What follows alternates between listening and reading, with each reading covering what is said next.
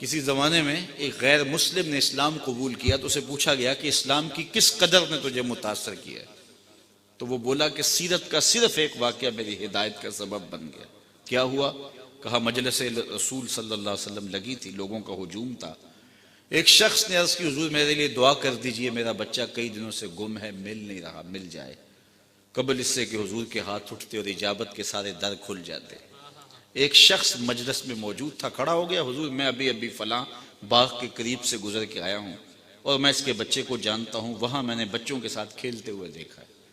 باپ نے جب سنا کہ میرا بچہ فلاں باغ میں ہے تو اس نے دوڑ لگا دی، فرمایا اسے بلاؤ۔ بلایا گیا، بہت جلدی ہے؟ جی حضور آپ جانتے ہیں ایک باپ کے جذبات کیا ہوتے ہیں۔ کہا اچھی طرح آگاہ ہوں، لیکن تمہیں بلایا ہے تو بلانے کا بھی ایک مقصد تھا۔ جی حضور ارشاد فرمائیے۔ فرمایا جب باغ جاؤ بچوں کے ساتھ اپنے بچے کو کھیلتا ہوا دیکھ لو تو بیٹا بیٹا کہہ کے آوازیں نہ دینے لگ جانا، جو نام رکھا ہے اس نام سے پکارنا۔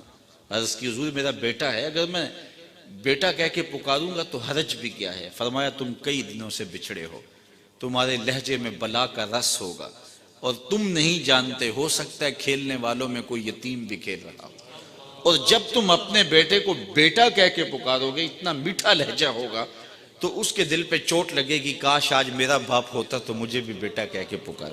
کہا یہ شوق گھر جا کے پورا کر رہے ہیں، کوئی لاؤ تو صحیح کائنات میں ایسا۔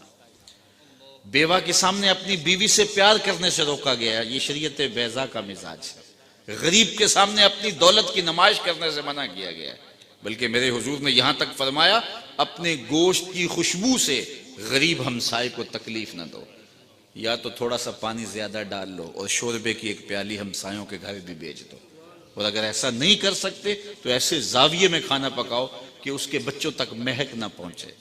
بچے ہوتے ہیں، ضد کر بیٹھے تو وہ مزدور کیسے ضد پوری کرے گا؟ ان بلکتے بچوں کے آنسو کون پوچھے گا؟ وہ کیا کسی نے کہا نا دوپہر کو سلا دیتی ہے بچوں کو وہ اس ڈر سے، دوپہر کو سلا دیتی ہے بچوں کو وہ اس ڈر سے، گلی میں پھر کھلونے بیچنے والا نہ آ جائے۔